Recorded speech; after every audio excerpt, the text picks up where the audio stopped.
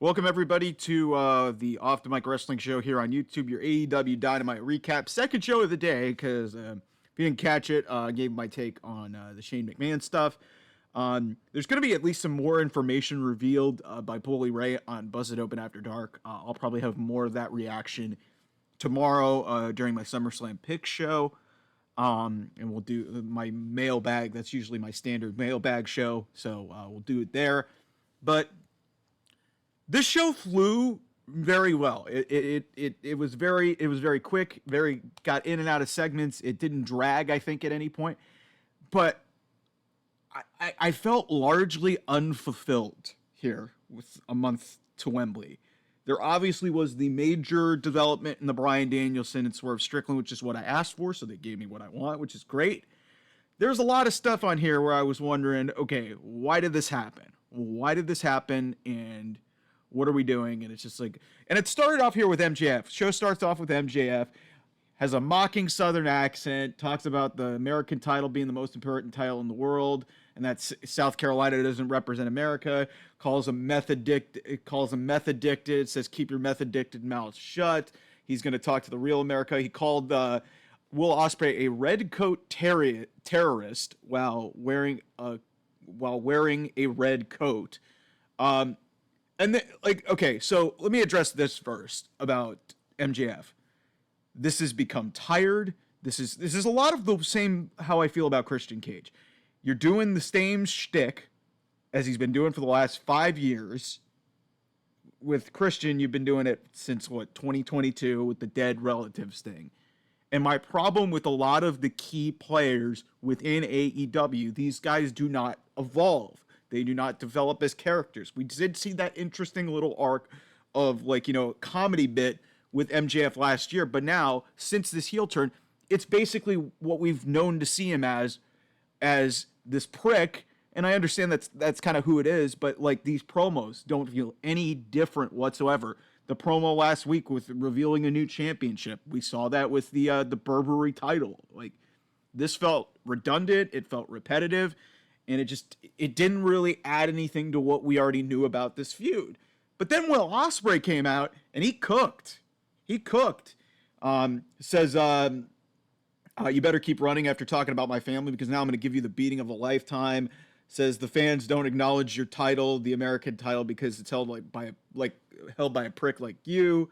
And you also threw the international title in the garbage, and he referenced all the champions, even Roderick Strong, the man he beat. All the great guys who held the title. Says MJF isn't worthy of holding the international title. Fans actually weirdly chant USA. And then Will kind of turns it around really well and says MJF doesn't represent the American spirit, and he'll restore honor to the international title at All In.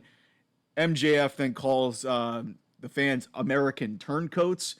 And he won't talk smack to him in the ring because he's got morals. And then he introduces Lance Archer for the match. This was fine. This was a fine match. And they put on a really good display. And I loved Lance Archer. Again, my problem is Lance Archer hadn't been presented in a way. He basically just disappeared or been on Ring of Honor or Collision or Rampage or somewhere else. He hasn't been on Dynamite in God knows how long. I don't even. But basically, Archer got I'd say 75% of the offense in this match. He gets a nasty looking choke slam out of the box. I mean, Ospreay got some cool looking moves in here, but really this was a comeback match. Near the end of this, Archer goes for the blackout. It's finished. Ospreay gets a DDT. Hidden Blade only gets one, but then he gets up, hits another Hidden Blade to the face after hitting the Hidden Blade into the back. He hits a Hidden Blade, and that's a 3. And that's the match. So I was asking myself after the match, do we really need this to happen and see Will Ospreay get his ass kicked for a large chunk of this match, only to come back and get the win after, basically having a 1 count? I understand the Hidden Blade's a very powerful move, or it's being presented as that, but this, like I said, it was a fun match. I didn't doubt that it was going to be a banger, but it's just you come out of these things and you're like, okay, what's the point of this? The point gets hammered home a little bit after, with MJF attacking after the bell, hits a brain buster. He goes to put on the Dynamite diet and ring. And then Kyle Fletcher shows up, which, okay, this got really interesting. And Kyle, who is a young star, only in his mid-20s, he kind of cooked on this. Leave it to, I don't know if this was the goal of the whole thing. MJF really felt insignificant in this whole thing, and he's the champion in this whole thing. Like, Ospreay looked great. He's never been known to be a great promo guy. He looked great. He sounded great. He kind of low-key kind of cooked MJF.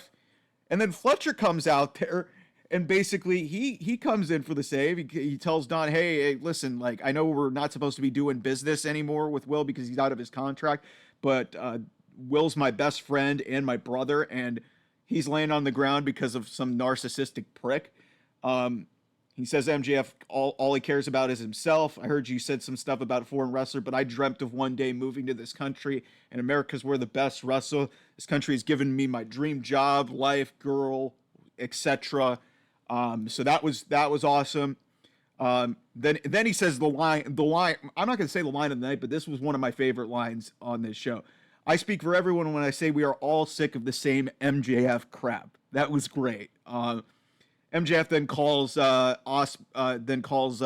Fletcher a wannabe Will Ospreay, and says like he was challenged initially to a match, and during this show, but he said, "Yeah, I'll face you next week, and I'll unlike last year, I'll kangaroo kick you in your face off, and then I'll also do what I did to Daniel Garcia and break your neck." So, again, this was. I mean, all in all, like the match itself, it felt like it didn't need to really be there because, like I said, you have your top star get his ass kicked for 15 minutes and then he comes back and gets the win, which I understand you're trying to establish him as this noble comeback babyface, which is, it is what it is. But again, I think the weakest part of this whole 25 minutes of the show was MJF because he looked like the same character he was 5 years ago. He has not changed one bit.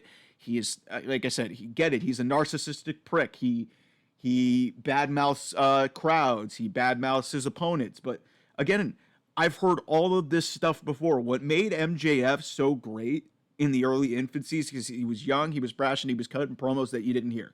Now you've heard these things all the time, and it feels the same. It doesn't feel any different. This match, like, that felt new and authentic going into it. You're adding in the additional element of him changing the championships, which I was glad that Will kind of tried to hammer home the lineage that the International Championship has built up since its existence. But still, like, this really, like, they didn't have, again, it goes back to my initial point. They didn't have to do the match 3 weeks ago. They didn't have to do it. So, again, they're trying to give us a compelling story. I like that Kyle Fletcher is involved in this because he's got some tie to Will Ospreay, and the Callis angle is still there, so that's still being presented, that maybe this could factor in. All in all, really, what this has to lead to, and like I said, the only real acceptable finish at Wembley is it's got to be Will Ospreay hitting the Tiger Driver and a hidden blade, and that be the end of it. And just having the killer instinct to do that. If it's going to be some Don Callis screw job or something like that where MJF's just going to keep the title, I think that's bullshit. Then why are you doing the match? So why'd you do the match in the first place on free television? So then we get a hype video for Swerve hyping up his rise to the top. We then get because we need Chris Jericho time in 2024. Chris Jericho and the Learning Tree. So Big Bill's holding a cake that says 102 days as the FTW champion. He tries to present the fact that 102 is more significant than 100. Yes, in terms of days, but 100 is more of a milestone than 102. That was stupid. Jericho then makes light of the fact that usually when cakes get shown in wrestling segments, they go in people's faces. He said that's not going to happen. He basically says, hey, Shibata, I've got my finger broke, but you could face Brian Keith next week. They give the cake to Alex Marvez, and Alex, God bless him, just, ties the segment up, gets a piece of the cake, eats it, and we go back to ringside. Then it's Chris Statlander versus Willow Nightingale. This was a fun match. These two kick the crap out of each other. Willow hits a Death Valley driver on the apron at some point in this match. She then goes after Stokely, and then Statlander is able to get the upper hand. Willow then is able to counter a top rope. She did a top rope drop kick that was similar to how Statlander started this match. So Willow counters this and just catches her for a power bomb, and then follows it up with a DDT for 2. Chris gets the upper hand back. She hits a 450 off the top. That's a 2.99999. Like, it's almost like Aubrey Edwards kind of stopped, and a lot of fans in the building thought that it was 3. Stokely then passes a chain to Chris while the ref is distracted, or it passes the chain to Chris behind Stat's back. Then Stokely goes to distract Aubrey Edwards. Chris then hits the lariat with the assist of the chain, and they hide Chris gets the win. They hide the evidence. So then Chris then uses a chair on Willow after the bell. Security tries to stop all of this. The security guys. Chris then just kills all of them, and Stokely stops it from happening. So this was fine. My problem is that this was a CMLL Women's Championship Eliminator match. And one of the first things that you hear on commentary from Excalibur was, oh, this is so personal that maybe Statlander, it's not even about the championship. Then why make it an Eliminator match? Why?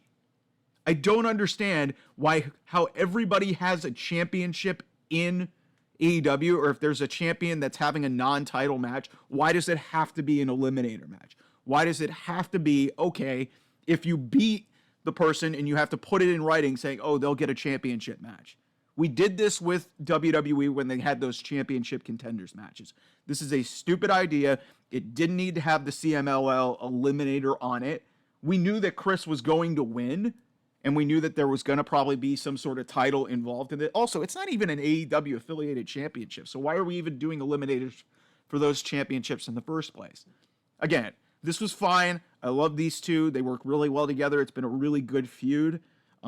They're both fantastic in the ring. Will's an awesome babyface. I like the end of this where they went to extraordinary lengths to hide the evidence. And the heel cheats to get a win. But again, why make it an eliminator match? That didn't really register with me. Then we get to the best part of the show, which is the Bryan Danielson promo. Apparently, Bryan Danielson and Brie Bella have ties to Greenville, South Carolina, where this show was being held. Apparently, they got engagement pictures in Greenville because Bryan was going for it's great to be in Greenville, South Carolina. And he was like, yeah, this isn't a cheap pop. So basically, this promo came down to 2 things: presence and promises. And Bryan said, the last 3 years have been incredible. It have been the funnest time of my career. I don't think funnest is actually a word, but still, it's Bryan Danielson.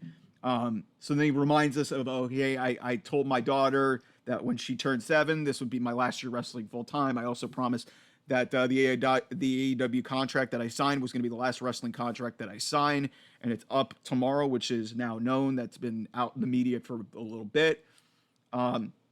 He said when he came to AEW, he'd kick people's heads in and win the AEW World Title. He hasn't won the World Title yet.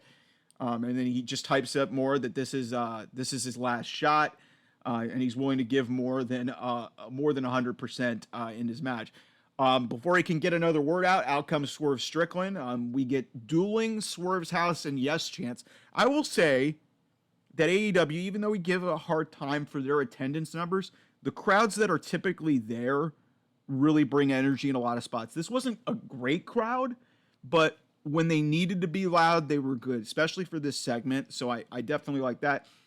Swerve then establishes, hey, I respect the hell out of you, and if it was any other time, I'd be rooting for you to have your moment, but he said, this is my time. He then goes on to say, you're one of the greatest of all time, but I'm ahead of my time. And then he says something to the effect of, hey, you said you were going to kick people's heads in and win the world championship, but I guess you couldn't handle everything when people started kicking back. He said this belt is not some lifetime achievement award. I'm the best in the world. And then he references some interesting points here that I think is good that they tied this in. He said, you lost to Will Ospreay and you got hurt. I was able to beat him. You got pinned in Anarchy in the arena. I led Team AEW to a win in Blood and Guts. Great. Okay. And he said, I was on All In. last year while you were too broken to even get on a plane to come out to London. Maybe your body can't handle the ability to be a champion. Swerve promises that he's the most dangerous man in AEW, and he won't be walking, and Bryan Danielson will not be walking out of All In as AEW champion, and he also may not be walking out at all. That was a good line. And before Swerve can leave, Bryan says, "Wait a minute, I got one more promise. If I don't win the AEW World Title, I will never wrestle again. So it's your title versus my career." They shake. Swerve says, "Don't keep that promise to me. Keep it to your family." This was freaking awesome. The best thing on this show by a country mile. You sold us on the match. You did everything that I've wanted you to do. Bryan Danielson, as I said in the last 2 weeks, and I understand by sheer amount of television time and also the fact that there was a blood and guts match that he was not involved in, that kind of screwed up a little bit of the trajectory of this storyline. But in one segment, they did all that they needed to do to convince you that this is going to be a big time match for the world title. And you brought the stakes up to a level above the level that it was already on. This could be Bryan Danielson's last wrestling match. I don't think it will be. And I think the big problem that a lot of people are going to have with this is you might have essentially just given away the finish to the match at All in London. Because it's hard for me to see a scenario where Bryan Danielson is going to lose this match and lose the world title when you have shows down the road later in the year and where he's basically going to have, I would expect him to have a match at Wrestle Dream in Seattle later this year. Then again, maybe I'm wrong. It's not as predictable as people are thinking. I've been thinking about this since the segment happened. I was like, okay, are they kind of giving this away to us? Maybe not really, because he hammered home, hey, my wrestling contract is up on August 1st. He's going to be working this match not under contract with AEW. It's already been reported by multiple people that Bryan Danielson is kind of already semi-retired as it is. He hasn't really worked anything, and they're not going to have him wrestle in the build to this. Actually, that's not true. He's actually going to wrestle next week against Jeff Jarrett, which I'll get to in a second. But Jeff Jarrett, I think that's kind of one of the more safer matches that you could work against an older seasoned vet.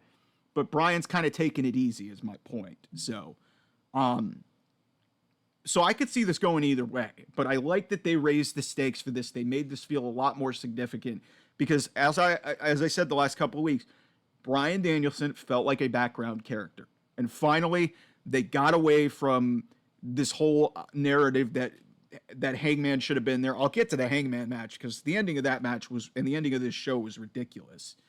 But this was by far and away the best thing on this show. Bryan Danielson, still one of the great baby faces out there. Swerve toeing the line really well. The crowd was really into this. Like I said, this is what it needs to be in AEW when you're trying to build up and establish stories. It doesn't have to be hard. This was really easy to tell. So good stuff there. Again, as I alluded to, Bryan then walks backstage. Jeff Jarrett, Sanjay, and Karen Jarrett and Jay Lethal are all back there. They all greet him saying, hey, that's what I'm talking about. And Bryan says, if you want me to see how all in I am, meet me in the ring next week. So it's going to be Jeff Jarrett and Bryan Danielson next week. That should be really good. Jeff Jarrett, low-key, has been really great since this, this natural face turn with the help of the Owen Hart Cup tournament as really a hook. So this has been neat. Then we get a match that I just didn't understand why it was there. I get it. There was a lot of good action in this match, but again, it felt like empty calories. So it's Roderick Strong, Roosh, and the Beast Mortos against the Conglomeration. In this variation, it's Mark Briscoe, Tomohiro Ishii, and Orange Cassidy. There was just a lot of cool moves in this match, but it was just everything was happening. And I swear to God, at certain points of this match, there was just guys just running in and doing spots, and the referee was just standing around, saying, oh, cool, and just not doing anything.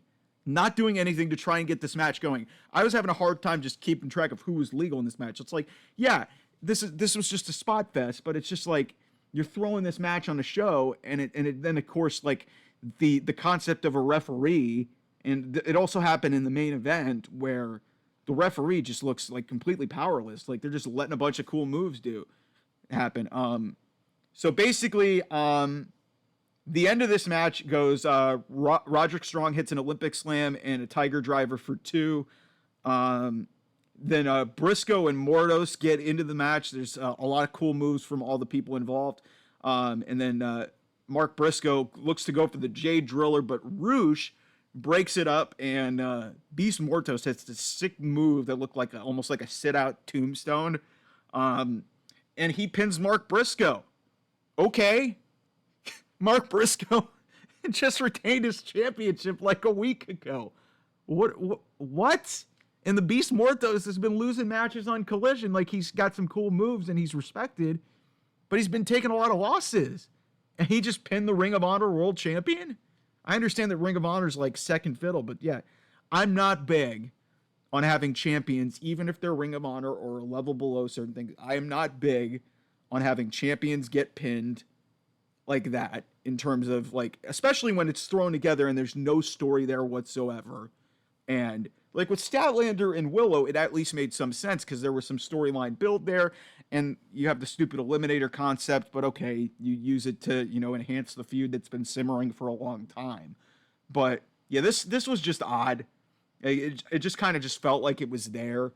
And, in some cases in a wrestling show, you could use a nice little popcorn flick, just have a bunch of guys go out there and do a bunch of cool spots. But again, the refereeing was just odd. Like, you had just guys running in without tags, like just doing whatever the hell they wanted. It's just like, what are we doing? Okay.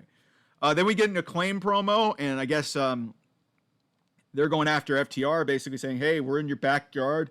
Where the hell are you? They just continually taunt them and basically say, hey, we're going to come to Collision. We hope to see you there. Clearly what this is building to is I think we're getting a triple threat for the tag team titles at Wembley. We're getting the Bucks versus FTR versus the Acclaimed.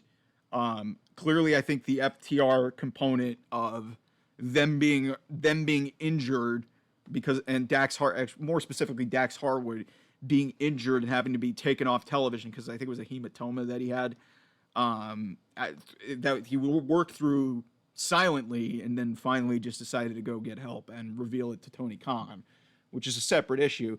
But they've been holding off. Like, the Acclaimed won an eliminator like 2 months ago, and we still haven't had a world tag team title match here. So I think we're getting a triple threat. I think the goal of this was always, hey, let's get FTR and the Bucks again, and then you have a team in the middle, and maybe FTR gets the titles back, or there's just a way to protect both of them. Since these guys have faced each other 1,000 times, you got to do something a little bit different. So then we just really oddly just come immediately back from break, and it's a pre-taped package with Mariah May sitting down with Renee Paquette. Mariah says, "What more do I have to explain to you?" She wanted to be Tony Storm. I got her trust, and then I sliced her open and wore her skin. Says she loved Tony Storm and she gave me everything I wanted. She told me the business will eat you alive, and I guess it was my turn to eat back. And then Renee's trying to ask more questions, saying, I've answered all your questions. Renee just walks out of there, and that's the end of that. We go back to ringside. Tony Storm interrupts a live shot of the commentators. Basically says, Mariah, you said I love you. Well, I loved you too. Find what you love and let it kill you. They say, find what you love and let it kill you. Will it all in? It will be the romance of a lifetime. Like I said, this was fine. And like I said, I like what they've been doing with this feud. Again, my issue, I think they rushed Tony Storm back too quickly from selling the beatdown from Mariah May. If this would have happened, if everything that happened last week happened this week, and then you delay the timeline a little bit, then I might have been a little bit more okay with how this went. I still think the match is going to be fine. The feud's been fantastic. The storyline is one of the best in AEW. But again, I think they rushed Tony Storm back to television a little bit too quickly for my taste. You don't have to just like shoehorn everything in and force everything back when you have a month to build to a pay-per-view. Now, in the case of a Bryan Danielson and Swerve Strickland, I would have liked them to start that build quicker because That's not a storyline that has been being built. It just got made because of a match that Bryan Danielson won 2 weeks ago in the Owen Hart Cup tournament. And okay, cool. It's like 2 or 3 weeks ago, actually. So it's okay, cool. With this, like you've been seeing this feud build for months, and then the heel turn happens on that same show that Bryan Danielson won. You already knew that this is where it was going. There was a lot of uncertainty about Swerve and Bryan Danielson. So there's different ways that you can book things. And in this case, in terms of a wrestling feud and booking for a big show, you didn't need to have Toni come back and have that big triumphant return. You certainly didn't have to have her face off in a random match against Taya Valkyrie on Collision last week. That didn't need to happen. Didn't really add anything to what was going on. So again, if you do a lot of this stuff and you have Mariah have a couple of squash matches, you have her have the squash match last week, maybe don't do it in back-to-back points, maybe have her have another squash match on Collision or something like that, or Battle of the Belts, since you're not putting any belts on the line there. And then, have Toni return either this week or the week after. There was no need to rush her back into storyline. So that's my big issue with this. But again, this will be fine. Then we get the debut of Camille. So this was just a glorified squash match. She faced somebody named Brittany Jade. Also, Camille doesn't get her own music. She just comes out to Mercedes Monet's music because I guess that's just how things go. So basically, really what this match is Camille just looks dominant. She hits an elevated guillotine type leg drop, and then kicks her opponent in the face, and then hits a dominator to win the match. Mercedes cuts a promo afterwards, basically saying she's been victimized by Britt and she's taken things way too far. She's obsessed. And then she basically says, yeah, Britt's actions got her suspended by my EVPs. Says AEW is her house now, and I'm about to turn this house into a mansion. And she says, losing to me will be the best thing that ever happened to you. Money changes everything. Okay. First of all, I have always maintained that I think Mercedes Moné is one of the best women's wrestlers of all time. Nothing, and Jonathan Coachman got some heat for this last week, for saying this. I think he said it on a podcast. Mercedes Moné is terrible on the microphone. I've been saying this for weeks. Stop giving her a live microphone. She sounds like she's running through her lines as if she read them off of a script. It doesn't sound authentic. It doesn't sound real. It may come across a little bit better because she's a heel and she can present herself as more arrogant. But again, it feels like she's reading lines or she's almost reading off of a teleprompter. It's just, it's cringe. And it's, again, this could have been handled so much better in her rollout, where they gave her a live microphone. They made her a babyface for so long. And then now they make the turn. And now here we are. There's no Britt Baker on this show because they announced the match. Again, I'm glad they showed the footage of what happened.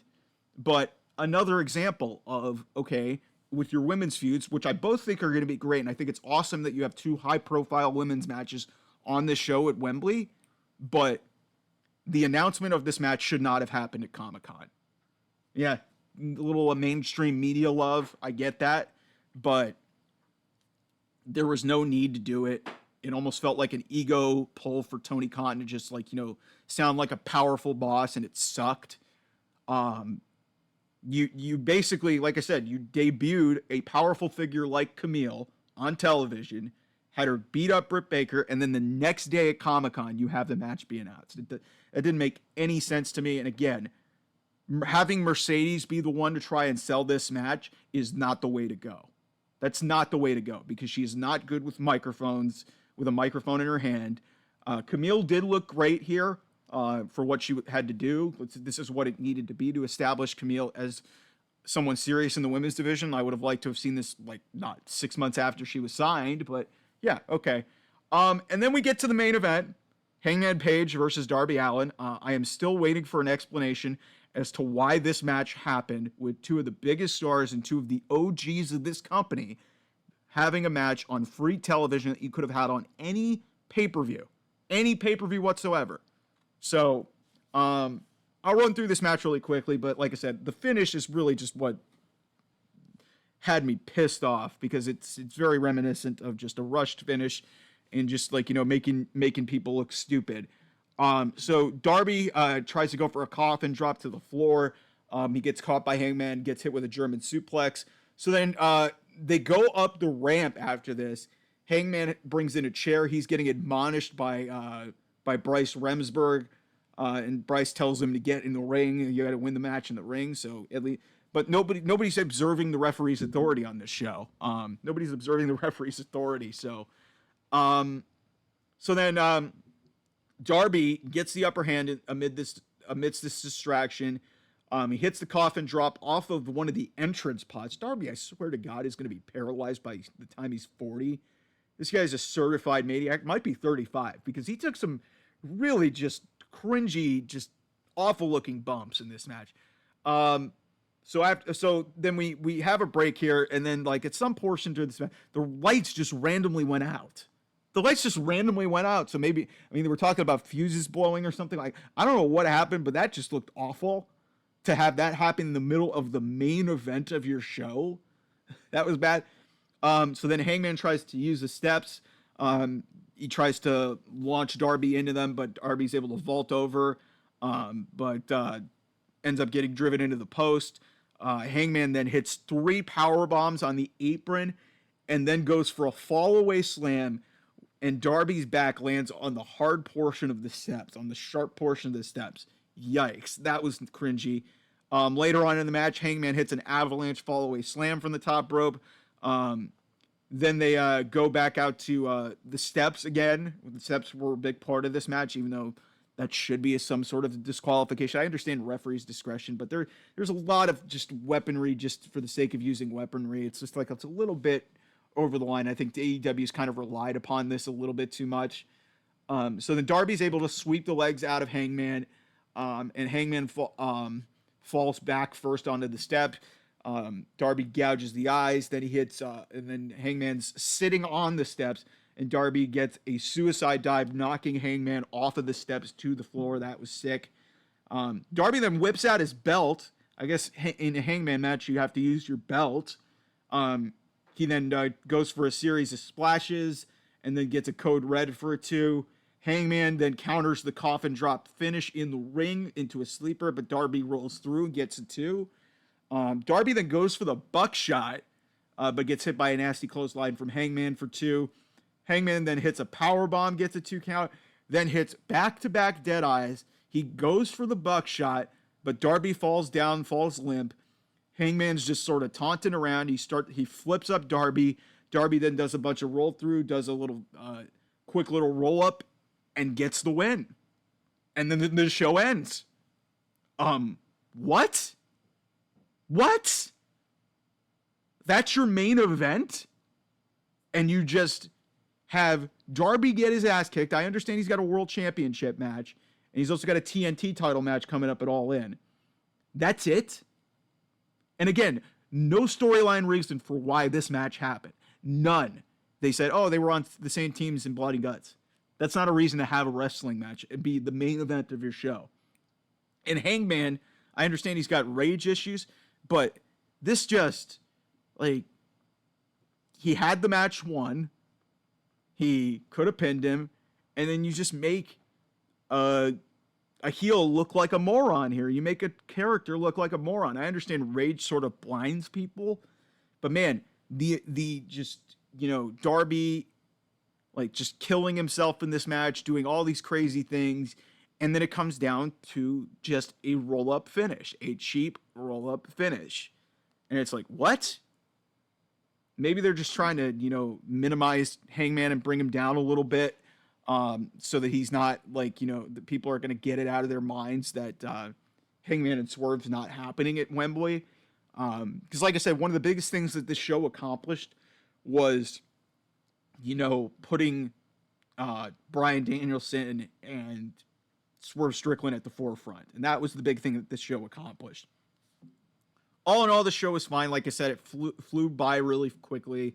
A lot of the matches were pretty solid. But like I said, it just felt largely unfulfilling outside of, the major plot development in the Danielson Swerve thing. I liked Kyle Fletcher being included in this MJF Will Ospreay build, but again, it goes back to my point. You didn't need to have the match in the first place. You didn't need to change a championship to make us get more excited about Ospreay and MJF in the first place. And then this main event, just like you have a bunch of crazy stuff go on. Hangman basically has Darby beat, and then Darby just rolls him up and beats him. Like, what? And then there's no Young Bucks. I mean, granted, I don't really like the new Elite and anything like that, but no Young Bucks, no Okada, no Elite whatsoever, nothing. No Jack Perry to build a match for, that you're having it all in.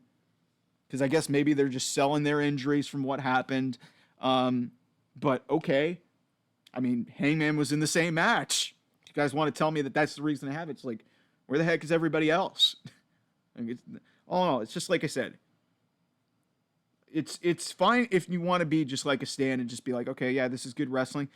There was a lot of weird points in the show where it's just like, okay, do I feel any better about anything on this show? Like I said, outside of the one thing that you should have been doing 2 weeks ago, building your main event match, nothing else really, super significant happened on this show.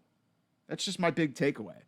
And I mean, especially when the Shane McMahon stuff leaked to the media, I honestly was thinking in the back of my mind, especially with this Hangman Darby match happening, that maybe there could have been some sort of, hint at Shane McMahon or something.